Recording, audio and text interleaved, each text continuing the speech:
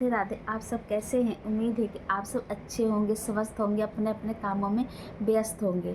तो फिर मैं ठीक हूँ। और चलिए एक और कहानी सुनाते हैं। हाँ, कहानी सुनाने से पहले एक बात कहना चाहूँगी कि कभी भी कहानी को स्किप मत कीजिएगा, उसको पूरा सुनिएगा। पूरा कहानी सुनने से ही हमें ज्ञान प्राप्त होता है कि किसकी ज़िंदगी में क्या हुआ है और क्या नहीं, और उसी से हमें ज़्यादा ज्ञान प्राप्त होता है। और कहानी कुछ न कुछ एक सबक और एक ज्ञान ज़रूर लेके आती है। तो ज़्यादा नहीं बात करूँगी, चलिए एक कहानी शुरू करते हैं। और हाँ, पूरा सुनिएगा। एक बात है कि नहीं सुनने से हम जब कहीं जाते हैं तो रास्ता भी भूल जाते हैं। अगर रास्ता नहीं भूलना चाहते हैं तो फिर कहानी चलिए ज़रूर सुनिए और बताइए कैसा था कहानी, कैसा नहीं। तो चलो शुरू करते हैं। कहानी एक शिष्य की, जो गुरु से पूछता है कि गुरु जी बताइए, ये ज़िंदगी क्या है? कई लोग कहते हैं कि ज़िंदगी एक उत्सव है, कोई लोग कहता है कि ज़िंदगी एक संघर्ष है, कई लोग कहते हैं कि ज़िंदगी एक खेल है। तो बताइए ज़िंदगी क्या है? तो गुरु जी बोले, देखो देखो, वो बच्चे मतलब कहते थे। तो बोले, ज़िंदगी किसी के लिए उत्सव भी है, ज़िंदगी किसी के लिए संघर्ष भी है, ज़िंदगी खेल भी है। जब किसी के ज़िंदगी में खुशियाँ आती हैं तो उत्सव हो जाता है, जब किसी के ज़िंदगी में दुख आता है तो वो संघर्ष हो जाता है, और किसी की ज़िंदगी में एक अपने ज़िंदगी को मज़े से खेलते हैं, जीते हैं, वो ज़िंदगी खेल हो जाता है। तो बोले गुरुजी, शिष्य बोला, गुरुजी ये तो बात ठीक है, लेकिन मैं चाहता हूँ कि आपको गुरु दक्षिणा दूँ।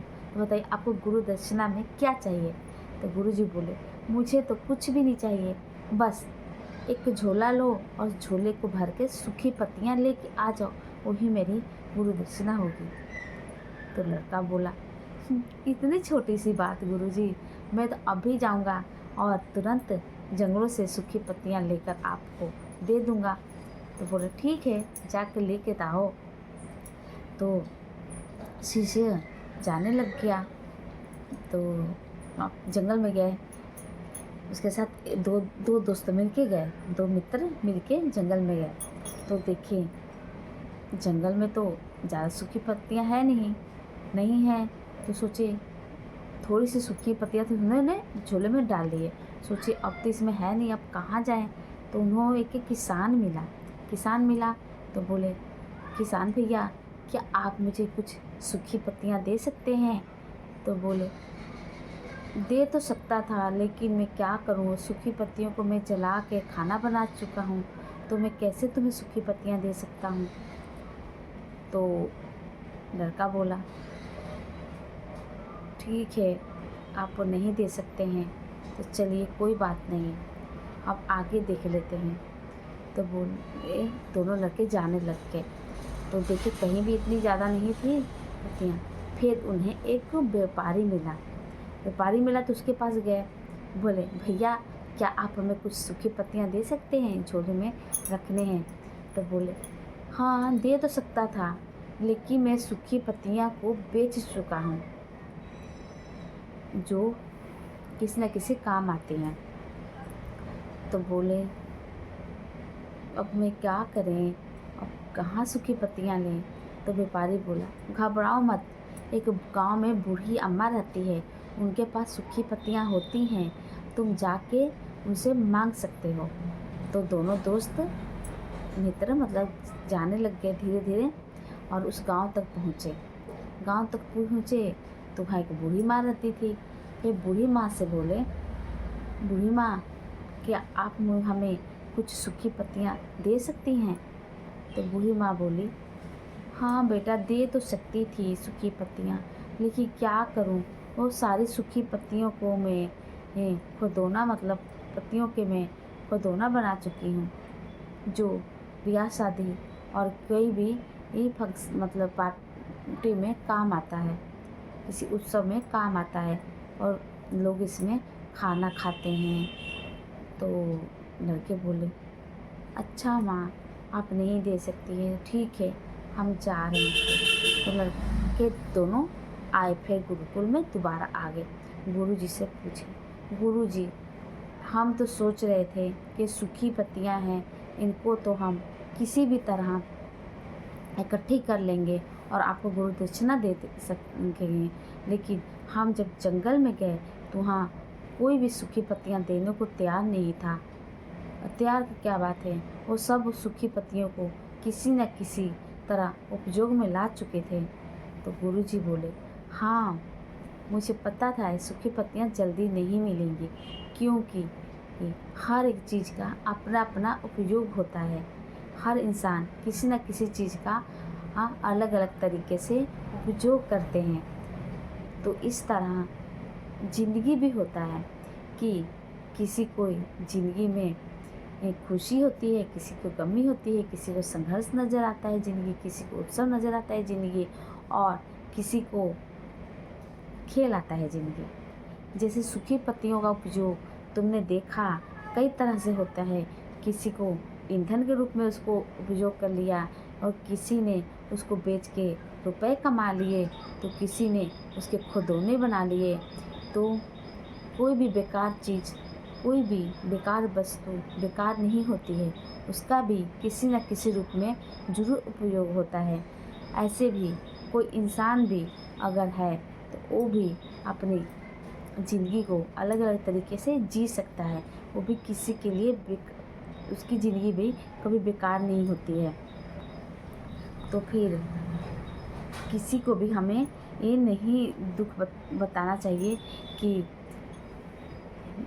आप यदि हम मन वचन कर्म इन तीनों रास्ते में हम चले तो कभी भी किसी को दुख नहीं होता, नहीं होगा।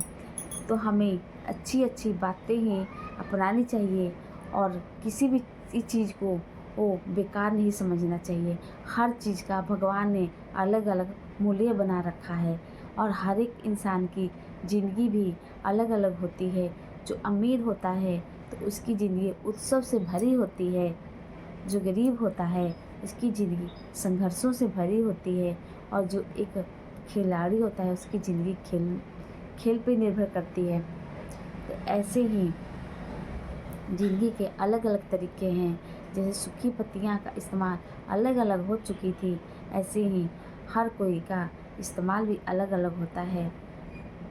जो इंसान ज़्यादा पढ़ने लिखने में माहिर है तो वो बड़ा ऑफिसर बनता है। जो इंसान कम पढ़ता है वो छोटा मोटा व्यापारी बनता है, और जो इससे भी कम पढ़ता है अपन खेतों में काम करता है। तो इसलिए हर एक चीज़ का अपना अपना मूल्य होता है, कोई भी बेकार चीज़ नहीं होती है। तो फिर दोस्तों कभी भी किसी चीज़ को बेकार मत समझना, क्योंकि ये बेकार चीज़ भगवान ने नहीं बनाई है। हम इंसान सोचते हैं कि ये इंसान बेकार है, इसका कोई मूल्य नहीं है।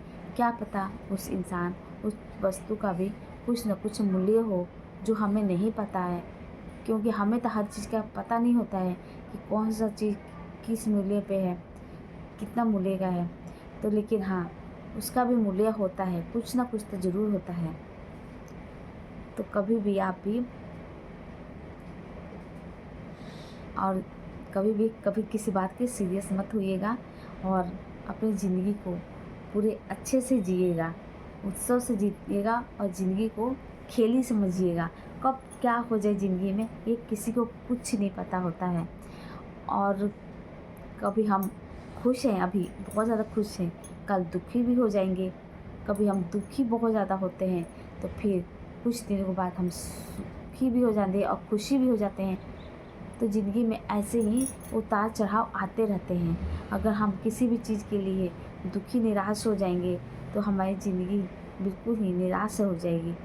तो आपको बताइएगा, आपको कहानी में क्या शिक्षा मिली, ज़िंदगी के बारे में क्या मिली, ज़िंदगी आप कैसे जीते हैं, उत्सव की तरह कि संघर्ष की तरह कि एक खेल समझकर।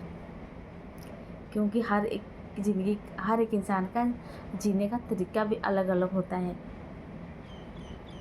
कोई भी इंसान का ज़िंदगी एक जैसा नहीं होता है। जैसे हम 2-3 इंसान होते हैं, मतलब कितने सारे लोग मिलते भी हैं अगल बगल। आज हम खुश हैं लेकिन वो इंसान तो नहीं खुश है ना। ऐसे ही अलग अलग इंसान की अलग अलग सोच, ज़िंदगी सब कुछ अलग अलग ही होता है।